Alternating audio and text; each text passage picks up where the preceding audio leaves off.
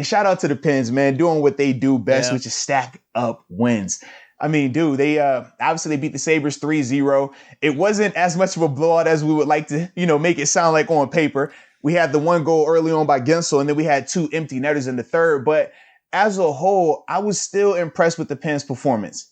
I thought as a whole, they showed that they could compete and win a tight game like that, because for the majority of the game, it was just a 1-goal game. In that second period, the Sabres, they definitely had a little bit of momentum, getting some shots off and things like that. But, it was a certain goalie that was in that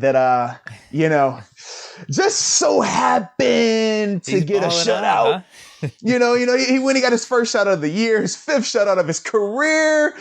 Mr. Casey DeSmith coming off of the 24 saves. Shout out. It's good to see my young guy, even in the midst of the goalie situation where Jari is playing out of his mind and getting the lion's share of opportunities. It's good to see that Casey is still, producing at a high level when he gets his number called. And I was very impressed by that. But as a whole, like I said, I just loved that performance by them because it was so different than what we had been seeing recently, right? Mm-hmm. With the game prior to that against the Sabres, because obviously they swept them in this 2-game series, they were a lot more in control and they scored a lot more early on, right? The game felt a lot different. And we talked about that. Whereas with this one, man, it could have went either way. It could have went either way for the majority of this game, but to see them be able to execute, to see them execute in the power play as well, I thought that was impressive, man. Yeah, it felt like a lackluster game throughout. You're just waiting. Who's going to score? Who's going to break this thing open? Mm-hmm. And to your point, I think it's just good to get the win in that fashion, especially considering we've played so many games over these past couple weeks. We've won 5 in a row. Buffalo is a shitty team. That's an easy letdown game right there. Oh, without a doubt. Where you won the 4 previously. Buffalo's not that good. Now you got the Bruins coming up. Trap game, as we would usually like to say with the NFL, with the Steelers, whenever we played the Cowboys, whenever we played the Jaguars last year, that's what everyone was talking about. With how the game flow went in the first period, where it was kind of even. It was a little bit back and forth. Like I said, it was a little dull. That was an easy one to let up, but then for them to just pull it out, even though it ended up being 3-0, it felt more like a 1-0 victory because the last 2 were empty net. I'm good with it, man. Now we got the Bruins tonight. Absolutely. And the Bruins, they're coming off of a nice little shellacking. They got beat by the Rangers. I think it was 4-0 the other night. Are the Islanders really that good? Or are they just... Oh, excuse me, the Islanders, yeah. No. Or are they that good? Because they're in first place, or are they just a facade? Let me see. I don't know, man. This year has been wacky, honestly, man. Let me see. Because everyone was talking about how the Bruins were head and shoulders above everyone the first few weeks. They were supposed to be. And their record indicated that, but now they've fallen off a little bit, and the Islanders have been pretty much on top since they beat the Bruins like a few weeks ago. Trying to see. Let me pull up some more stuff on them real quick. Or not real quick, because it's taking forever. But either way, man, it's I don't know, man. This is one of those years, because when I look at the Islanders and the Rangers, right, both of these teams, we've talked about this with both of them as they've played the Pens. Sometimes they look like they're always in it with us, but they're never really winning these games. So to me, I don't know if they're just a good team that got hot at the right time against the Bruins, or if they're, just got lucky. Like, it's hard to tell, because we've seen how we've controlled both of those teams. Think about how every game we played with them, whether it's went to overtime or what, you look at our record against both of those in terms of the Rangers and the Islanders this year, our record is nice against them. But you watch it, it's a whole bunch of overtimes, a whole bunch of one-score games. So as it pertains to them versus the Bruins, I'm not really sure, honestly, man. I think it's just one of them things where it's a wacky year and anything is happening right now, man. Yeah, because I'm assuming no one was really expecting the Islanders to be on top of this division right now. I don't know if they would be battling for the 4th spot with maybe the Flyers, but for them to be in first place, how they are, it's pretty crazy to me. Mm-hmm. Absolutely, man. But it's all about runs, right? And right now, you think about the Pens. They're in the middle of a run. They've been able to stack together, good performance after good performance of lately. And they've hit their groove. You can even hear when the players are talking about it. I think Brian Dumoulin said it after the game. He was just like, man, we're just trending in the right direction right now. We're getting these performances. We're finding ways to win, both pretty and ugly, which I like to see. I always tell you, a good team can win both ways. Got to be able to win both ways. And that's what they're doing right now. So to me, man, I think it's very positive. Also, seeing Malkin continue his point streak, right? I think he's at 7 games now. This is his first time since 2018, dating back to November of 2018, where he's had another 7-game point streak right now. So it's good to see that he's become a lot more productive, a lot more involved, as, you know, the contrary to that early on in the year, we were talking about him struggling a lot more. It's been good to see him find his little groove right now as well. And then obviously Kapanen, we talked about the one where he stalled it out a little bit, I think, on the last podcast.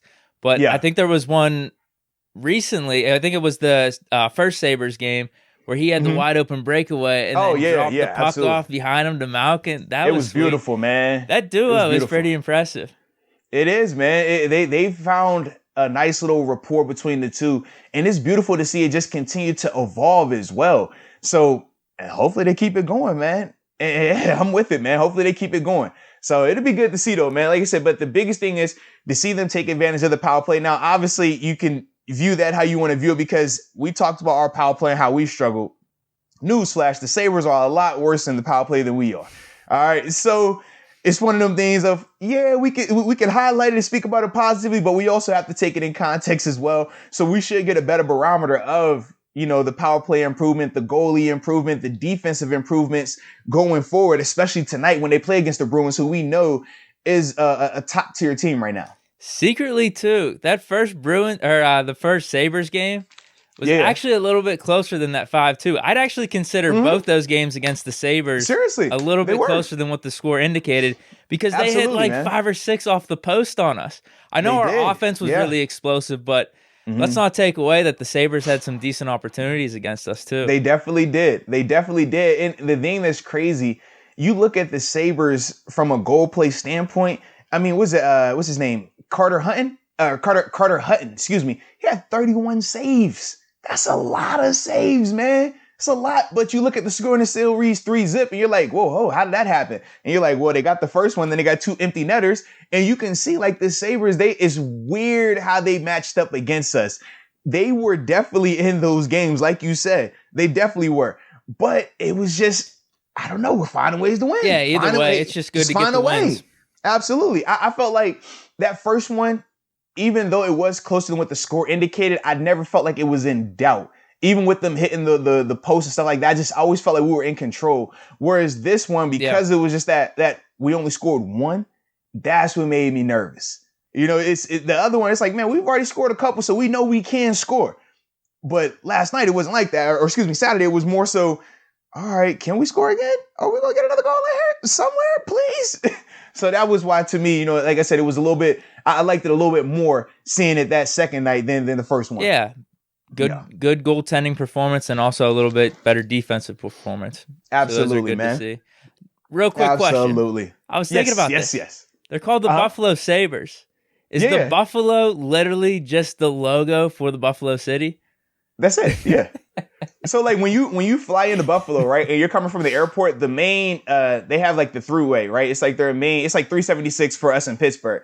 When you're driving past that, like the big thing on the side of their road, it's like this statue of buffaloes. Like, I remember we first come in there, and my folks, you know, they're coming up, they're like, man, we've never been to Buffalo, New York. We've never even seen a buffalo. You know what I mean? We know what a bison is, but we've never seen that either. And you get there, you're like, hold on, is that real? Because it's life size, and it's just on the side of the road, like right where you're driving on the interstate. You're like, holy cow, this is really Buffalo. This is nuts. But that's their logo. I mean, you got the saber, who is essentially a buffalo. You got the Buffalo Bills. We know what the buffalo is. Then you even have their minor league baseball team, which are the Buffalo Bison. So you can see, like, they stick with that vibe. That's their mascot for the city. Like, everything is going to be something with a buffalo. Buffalo, saber, brew, whatever the cousin. Even saber, that's like a sword. Like, you could see it in the logo, but the buffalo is the main logo. Yes, it's the buffalo. Absolutely. Everything is buffalo. That's the logo. But then it's funny because when you're like, oh, well, are buffaloes here? It's like, no, only bison. But we're going to call buffalo. I'm like, all right, cool. I'm with it, man. I was curious about that because man, I was like, wait, this is the same logo as the Buffalo Bills. It feels like they're copying off them, but then I was like, maybe that's just the vibe up there, Buffalo. We're just gonna change the red dash, the red light, like laser beam from the Bills, and just put it as a sword, and then there you have it. All right, but I will say this, man, I did love watching both of those teams play and looking at those jerseys on Saturday. the Sabres blue. You had the old school. Obviously, we talked about, these are one of our favorites in terms of the pins with the script print going down and stuff like that. Like it was good. I just felt like I felt like I was watching legitimate hockey. When I see those type of uniforms, those type of sweaters out there, I'm like, I like this. Let's go. Yeah, for sure. Pens with those yellow ones too. When did they rock those? Was it against the Rangers, I think? The yellow ones with the yellow helmets? Yeah. Those are badass too.